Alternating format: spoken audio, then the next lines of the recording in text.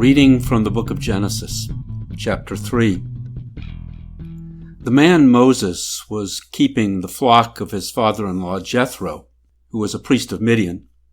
And Moses had taken the flock to the west side of the wilderness, so he and the flock were at Horeb, known as the mountain of God, the God of many names.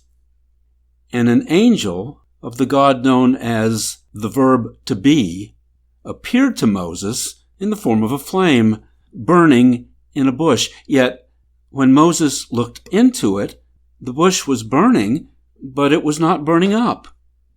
So he went to look closer.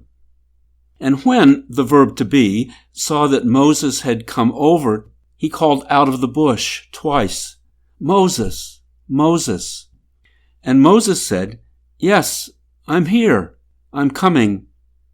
Then the voice said, "Close enough. Take off your shoes. You're standing on sacred ground." He said also, the voice out of the bush, "I am the God of your ancestors, the God of Abraham, the God of Isaac, and the God of Jacob." And Moses put his hands over his eyes because he was afraid to look at the voice if it could be seen.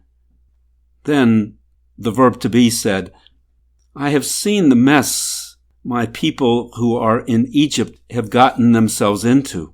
I have heard them crying out because of what the Egyptians are doing to them. I know they are suffering.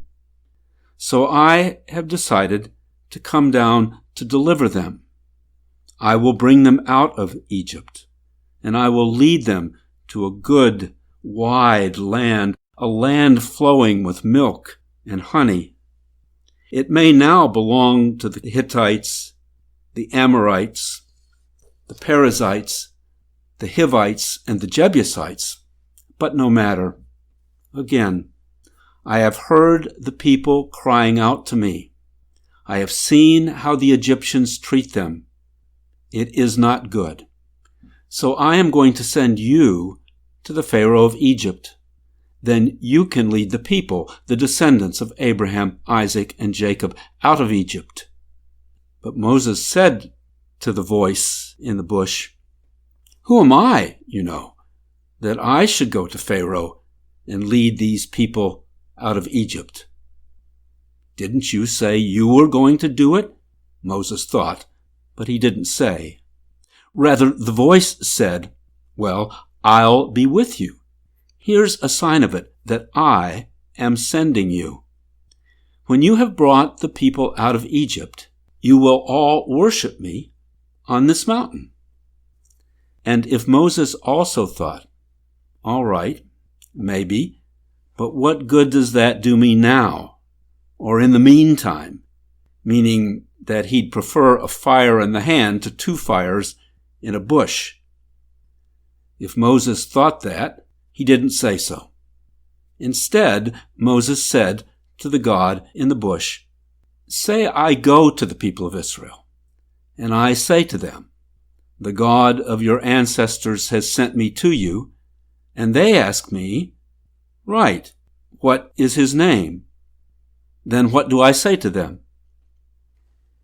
And the voice in the bush said to Moses, "Say, 'I was who I was,' and 'I am who I was.' 'I am who I am,' and 'I will be who I will be, who I was, who I am.'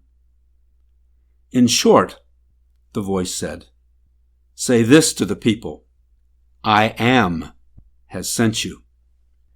And if Moses thought this was, yes, a very clever play on words, but no more an answer to his question than the sign was a sign until it became one, he didn't say that either. He didn't say anything. Besides, the voice went on.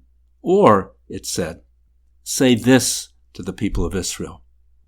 The verb to be, the God of your ancestors, the God of Abraham, the God of Isaac, and the God of Jacob has sent me to you. This is my name forever, all of it. And this is how I am to be remembered as long as there is memory." Well, I don't know what to say to that. Moses did say, but not aloud.